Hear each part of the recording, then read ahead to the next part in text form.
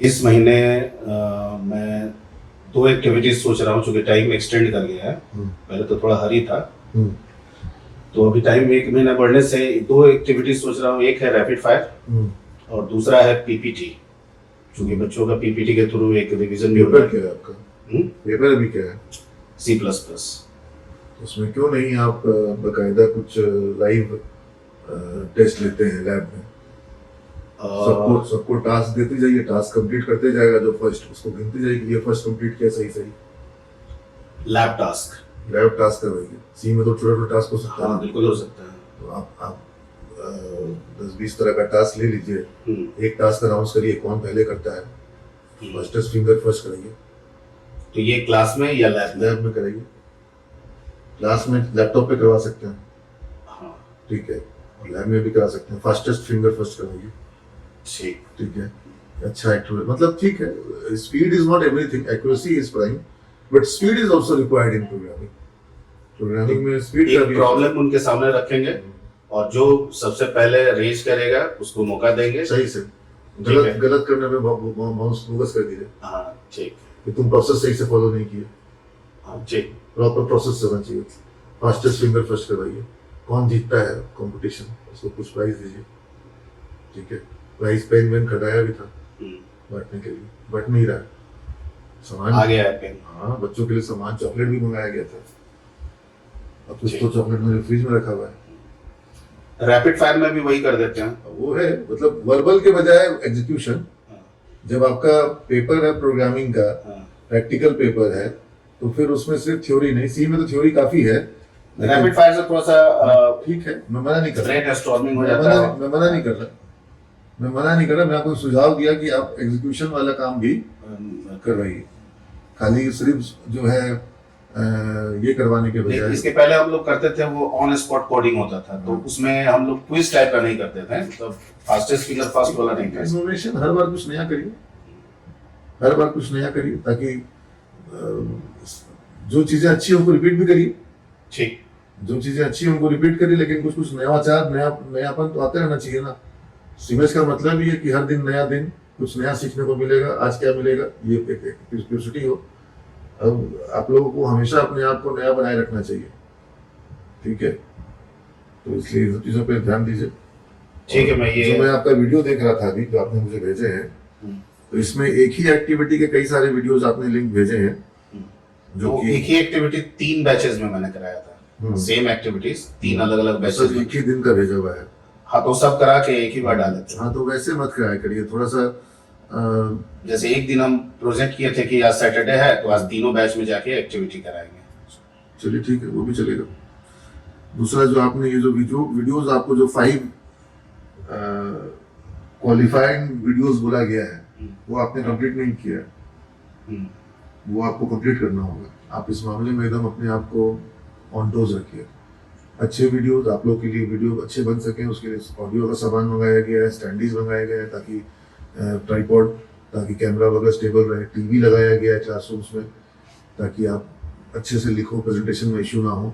अब बच्चों को ऐसा कंटेंट बनाइए जो कंटेंट स्टूडेंट अगर एग्जाम के पहले एक बार देख ले तो उसका सब कुछ रिवाइज हो जाए, सारा क्लास का जिस्ट उसको वीडियो में मिल जा रहा है। और किसी भी कारण से बच्चा अगर एब्सेंट है तो वो वीडियो पे देख करके अपने आप को अपडेट कर सके। ये चीज को ध्यान में रखते हुए वीडियो को बनाइए।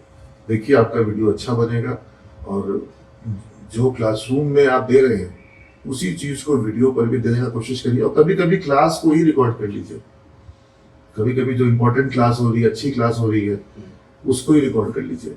मैं हर टीचर को अलग अलग बातें बोलता हूँ और हर टीचर को सेम बात रिपीट नहीं कर पाता हूँ, इसलिए मैं इसको रिकॉर्ड करवा रहा हूँ, ताकि जब आप लोग यूट्यूब पे देखिएगा तो बहुत दूसरे लोग को क्या बोलेंगे ये भी आप देख लीजिएगा। हो सकता है तो सारे लोग को बातें चली जाएंगी, बच्चों को बातें चली जाएंगी कि हमको क्या करना है और कैसे करना है। नहीं तो फिर क्या होगा कि हम अगर 10 बात आपको बोले तो वही बात हम नीरज कुमार सिंह को भी बोले, वही बात हम दूसरे को भी बोले, सबको वही बात बोले। तो उससे अच्छा है कि हम इसको आप लोगों के लिए, अपने लिए, और फिर कल को जब आप हमसे मिलने आएंगे तो सर आपको उस दिन जो बोले थे वो अभी तक नहीं हुआ, सर क्या बोले थे, अच्छा कोई बात नहीं, रुकिए खोल के हम आपको दिखा देंगे कि देखिए हम क्या बोले थे। तो इसके लिए प्रमाण है, समझ रहे हैं इस बात को। तो क्योंकि बहुत सारी मेरी बोली हुई बातें जो हैं वो इम्प्लीमेंट नहीं होती है, मुझे इस चीज का बड़ा वो होता है, इसलिए मैं इसको इसलिए भी आपके ऊपर भी दबाव बनेगा, और अगर मैं कुछ आपको कमिट कर जा रहा हूँ तो मेरे ऊपर भी दबाव बनेगा कि ऑन रिकॉर्ड कमिट कर रहा हूँ, तो फिर मुझे मेरे पास पीछे हटने का विकल्प नहीं रहेगा, आपके पास भी पीछे हटने का विकल्प नहीं रहेगा। आप लोग जैसे हमको बोले थे कि इस तरह के वीडियोस बनाएंगे, आपके कुछ वीडियोस बहुत पॉपुलर भी हुए थे, लेकिन अब आपका बोला हुआ बात जो है खाली जा रहा है। आपके द्वारा सिमेज के प्लेटफॉर्म पर बच्चों के लिए, स्टूडेंट्स के लिए वीडियोस दिए नहीं गए हैं, तो इन चीज़ों को आपको थोड़ा ध्यान देना होगा। और क्वालिफाइंग वीडियोस मतलब कि ऐसे, अच्छा वो तो अभी बहुत सिंपल कर रखे हैं, मैं उन सारे क्वालिफाइंग क्राइटेरियाज को चेंज करके वॉच टाइम पर लाने वाला हूँ, और सिर्फ वॉच टाइम भी नहीं, व्यू प्लस वॉच टाइम, ताकि वो अपने आप में स्थापित करे। और प्लस मैं ये भी देखना चाहूँगा कि जो कंटेंट है हमारा वो एक्चुअल में क्वालिटेटिव है कि नहीं है। अगर मेरे जैसा व्यक्ति जो कि एक कॉमर्स का स्टूडेंट है, अगर मैं एक आईटी के वीडियो को रोचकता के साथ, रुचि के साथ ज़्यादा देर तक के लिए देखूं और पूरा देखूं, तो फिर मुझे लगता है कि ये बच्चा भी मेरा देखेगा, और अगर मुझे ही रुचि नहीं आ रही है तो मुझे लगेगा कि मेरे बच्चे को भी रुचि नहीं आएगी। और रुचिकर चीज़ें आप क्लासरूम में परोसते हैं, वो भी एक आपका एक्सटेंशन ऑफ क्लासरूम है, ऑडियंस वही है वहाँ पर। हाँ, ये हो सकता है कि कुछ और बच्चे जो हमारे यहाँ क्लास में नहीं है, जो हमारे कॉलेज में नहीं है, वो भी वहाँ पे पढ़ लेंगे, हमको तो उससे खुशी होगी, कोई हमको उससे तकलीफ नहीं होगी। और जो क्लास एक्टिविटीज हैं उनमें उसको भी मतलब कोई मेरे को दिखाने के लिए केवल नहीं बनाना है, वो पार्ट ऑफ द टीचिंग बन जाए, मतलब योर मेथोलॉजी, योर पेडागोजी का वो पार्ट बन जाए, ये आपको देखना होगा, ताकि इससे फिर आपको वो आदत बन जाएगी, और फिर आपको ये नहीं होगा कि एक दिन जाएंगे सब करवा लेंगे। हाँ, जब जिस दिन उसकी जरूरत है उस दिन वो हो, तब उसकी मजा है कि अभी एक चैप्टर खत्म हुआ है, अब आज इसमें रैपिड फायर करेंगे, अभी ये चीज शुरू करवा रहे हैं, इसमें बच्चों को ये वीडियो दिखाएंगे, शुरू में बच्चा ये वीडियो देख लेगा। वो एक दिन इसलिए भी हो गया था क्योंकि सारे बैच एक साथ शुरू हुए थे, और सारे बैच में जो टॉपिक्स है लगभग एक ही साथ चल भी रहे थे, तो इसीलिए एक दिन का हम प्लान करके वो तीनों में एक साथ। सी में कितना प्रोजेक्ट बन सकता है, अब आजकल कम बनता है, लेकिन फिर भी सी में बन सकता है। हाँ, तो हर एक प्रोग्रामिंग लैंग्वेज प्रोजेक्ट के संग समाप्त होना चाहिए, ये मैंने आप लोगों को टास्क दिया था, या आप लोगों को कहा था, याद होगा।